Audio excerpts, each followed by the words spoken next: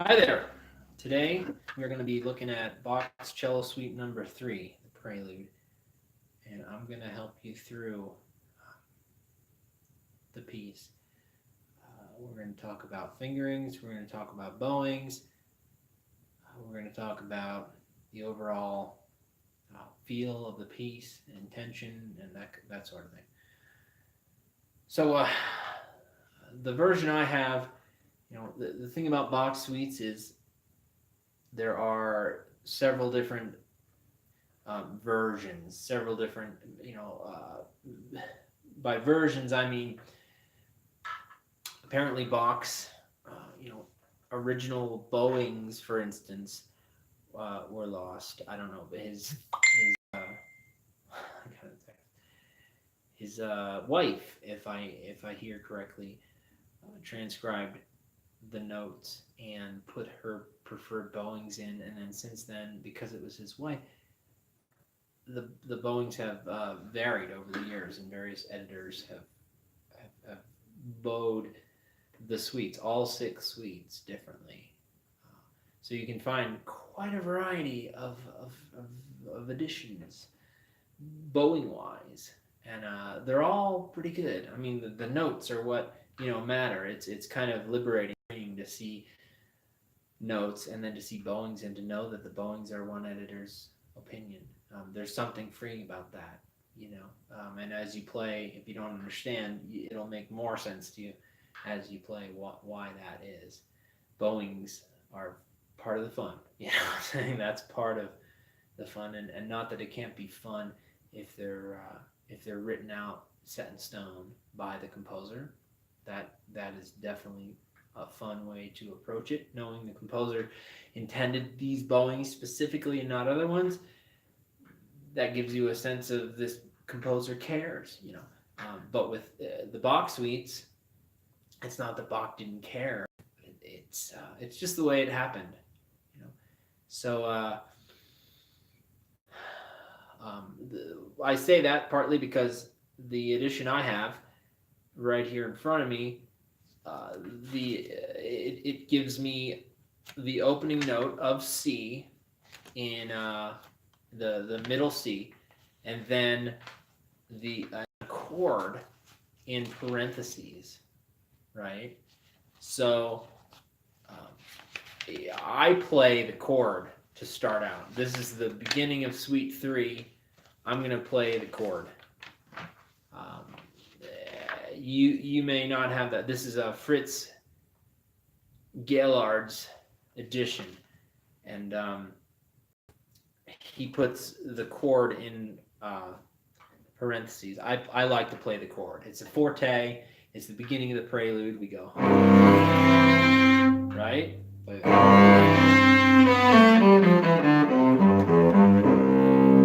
Now, right away, that's the first bar, and the first note of the second bar. And I'm playing it. I may or may not play it according to these fingerings. The Fritz Gaillard edition provides some fingerings, many of which I agree with, some of which I don't. And so right off the bat, what I would recommend for this first bar is that you play the first note or chord if you want to, which is what I do. La la la la la la la, and you drop right there on that C, right?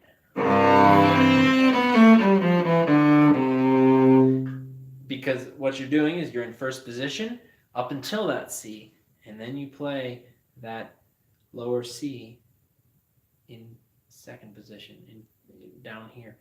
And so you want to make sure that that C is very much in tune, because you're going to play right. You're setting yourself up for other notes in that position, even if it's just two. So I would recommend, when you're approaching this piece, to play up until that C and make sure that note is in tune. Right? And once you got it, where you can close your eyes, right, and go,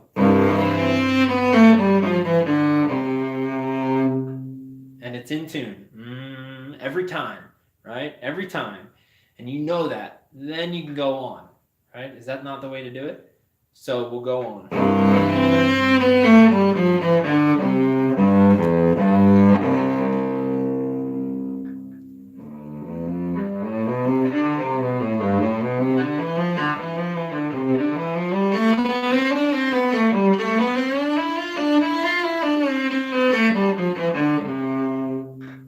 And right where I stopped is where I would suggest you stop.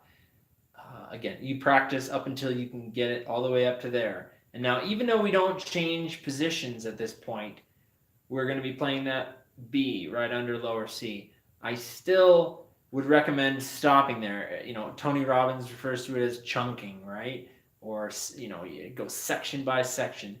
So you play up to there, you get it up to there, down pat, and then you go, and then here's your next section. And you're going to be using, I don't know what they say here. I just, yes, they recommend playing the B and the C with your first finger.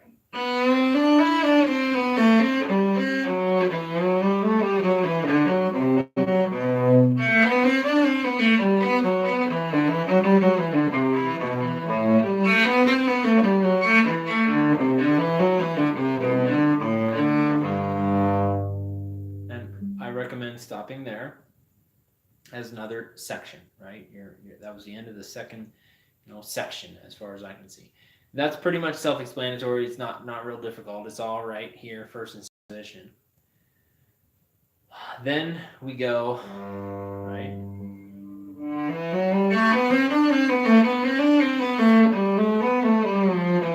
So right there we got that third position.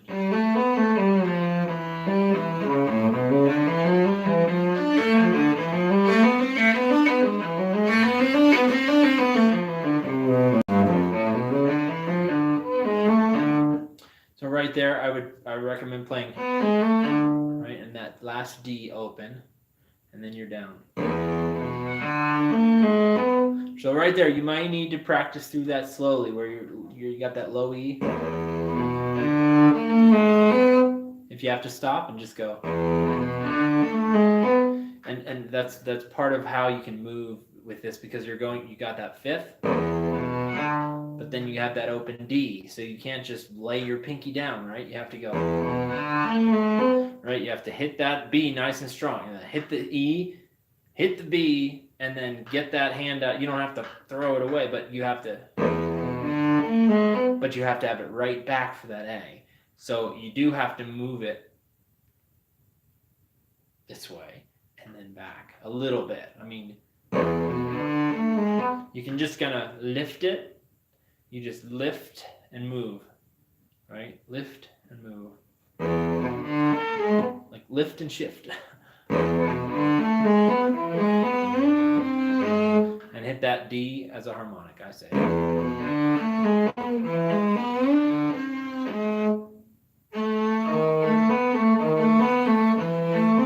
So.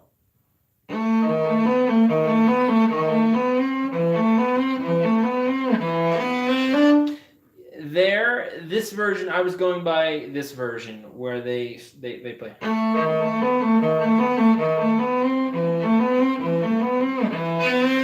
You can do that.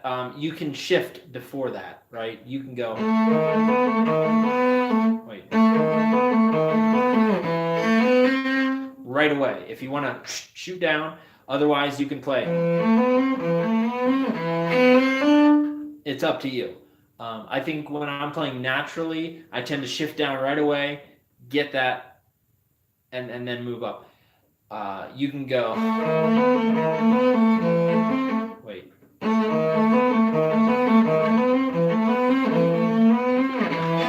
Right. They say third finger there. So we're right there. I've got a forte. They say. I say fourth finger on that G sharp. Play a fourth finger. Wait, do they say? Yeah, it says third finger, but I don't see why. You can just go straight to that fourth finger on the G sharp. same there. This version says 3, but I say 4. Just go straight to it.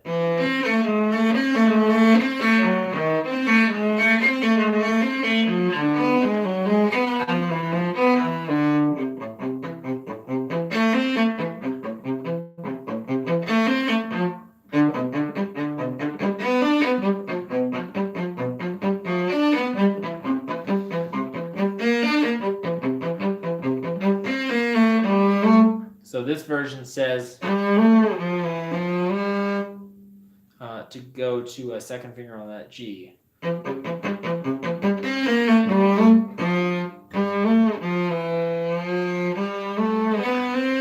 know.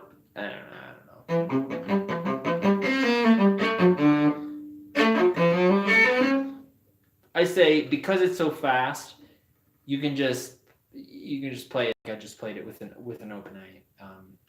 You can play it. I understand replacing the open strings with fingers, but when it's so fast, it doesn't matter. I say play that G with a 4th finger. Wait.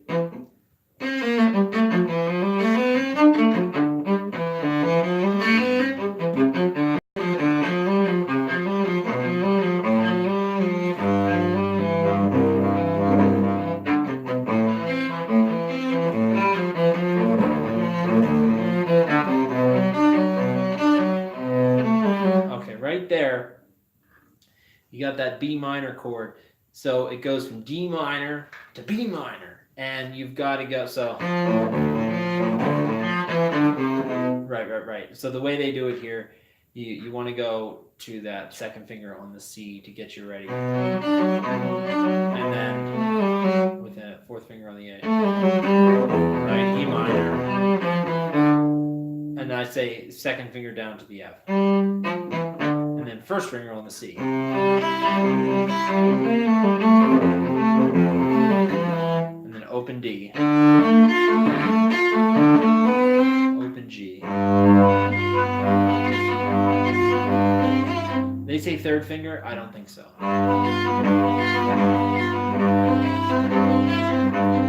And then thumb. 3rd finger. 1st finger.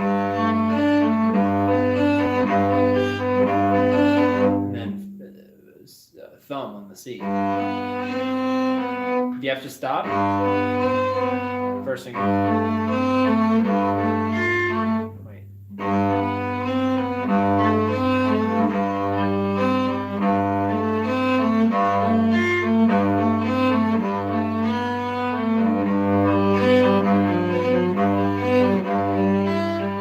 So that's 2nd finger for the G, E there. Wait, yeah.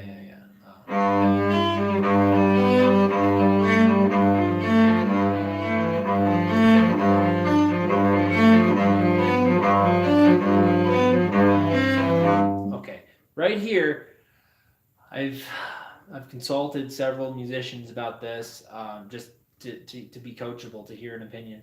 We have this octave, and there's really, Yo-Yo Ma is really good about it, and it's possible to practice it. There are only so many ways to do this octave, right? Right? You can sacrifice time and be as artistic as possible, or you can or you can keep it in time no matter how it sounds and just practice the heck out of it more. Like, it's just tough to, depending on what speed you pick, if you're gonna keep it. I'm tempted to go just kind of slow down time and hit the note accurately in tune. I know some who say keep your tempo no matter what, even if it sounds kind of sloppy, or practice it if it sounds like, and I understand, but that's one of the perks of music, or one of the grace periods of music, is where you can slow down a little bit, especially with a solo cello piece. You can slow down for the sake of artistry and for the sake of hitting the note on time, in tune, right? In tune, on time is what I tell my students. In tune is the main thing, I say. On time is second. And you be on time, but it's better to be in tune than on time. That's what I say. And then you have dynamics and all of that. Um, and you want the feel of it. Actually, the feel of it can be first, and then in tune, and then on time. It's good. You really want to be in tune on time, and you're set, right? That's it. With the right heart thing. So with those octaves, just practice them. You just sit there.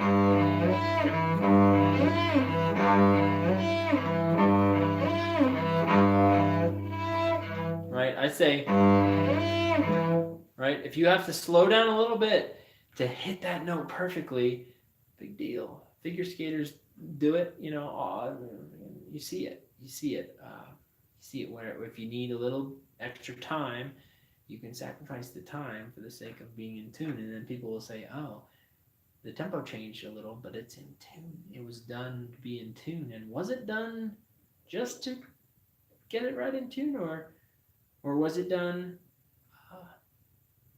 to be artistic?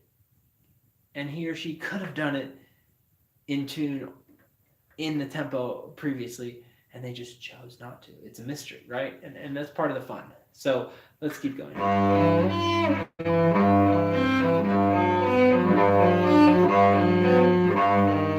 And here's the next one, E flat.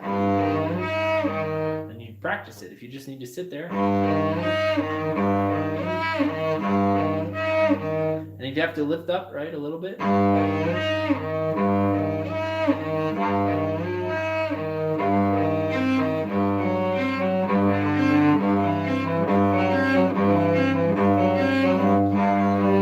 And this version says first finger right there. And I agree. Second finger.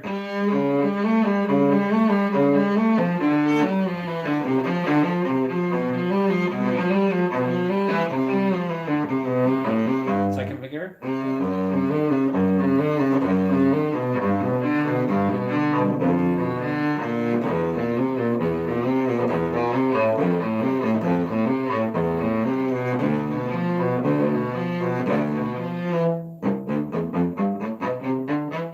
I say go straight up in first position. They're saying with that harmonic and then an open. You can do that.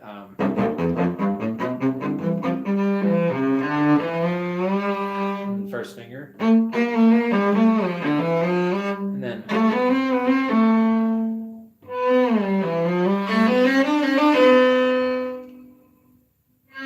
they say fourth finger. I say no.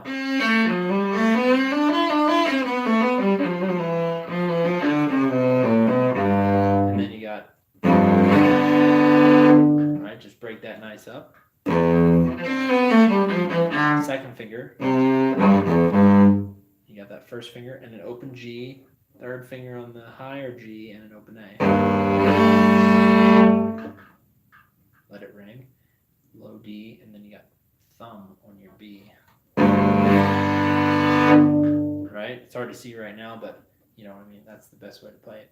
And then they say down, down, up. I say down, up, up.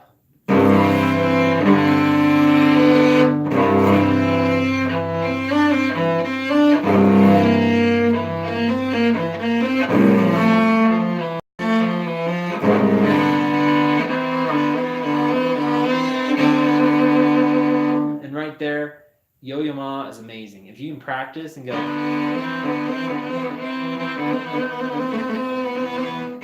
I can't. I just tremolo. He can tremolo both, or trill. Sorry, trill. He can trill both, and it's phenomenal. But I just trill the top one.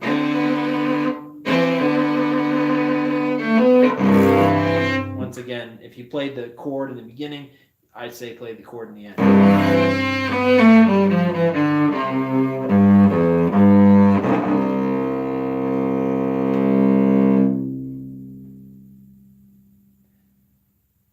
Right, and let it ring. That is Bach Cello Suite number 3. If you have any questions, feel free to comment. and I'll get back to you. This is my passion. I've had some incredible teachers, some really amazing teachers. My name's Tim Foley. I've been playing cello since 1993, since I was 8 years old, and it's my life's mission in a sense. It's definitely a major part of my life. I have a cello student, a violin student, and I play electric bass, guitar, harmonica, mandolin, and I'm a songwriter and a singer. So if you like this, you can like it, you can subscribe, you can share. I appreciate it. Like I said, if you have any questions, let me know, and I'd be happy to answer you. Because if you keep with music, you're never gonna regret it. And really, if you keep with pottery or art of any kind, whatever your passion is, painting, sculpting, right, drawing, music of any kind, really. Just stick with it. I tell my students, the very least I ask is that you always pick your instrument up again and play again. I know people who put down their instrument for years.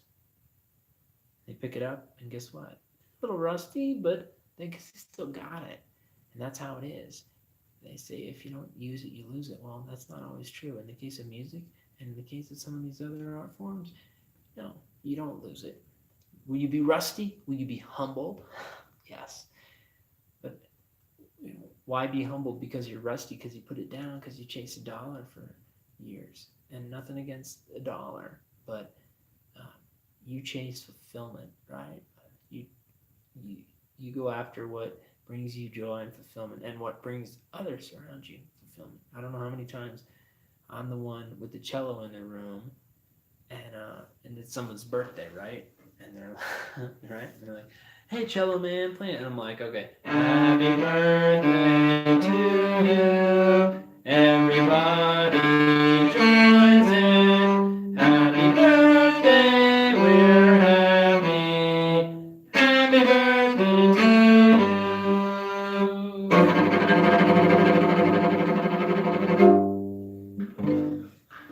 You know what I'm saying? Like, I don't, many times, or with the guitar or the mandolin, they're like, "Oh, Mr. Music Man," like, and they're not demeaning. It's just like, hey, it's a conversation piece. It's something that we who've played cello or music for a while, we are comfortable enough and skilled enough, adept enough to hold our own and to be leaders to a capacity, to one degree or another.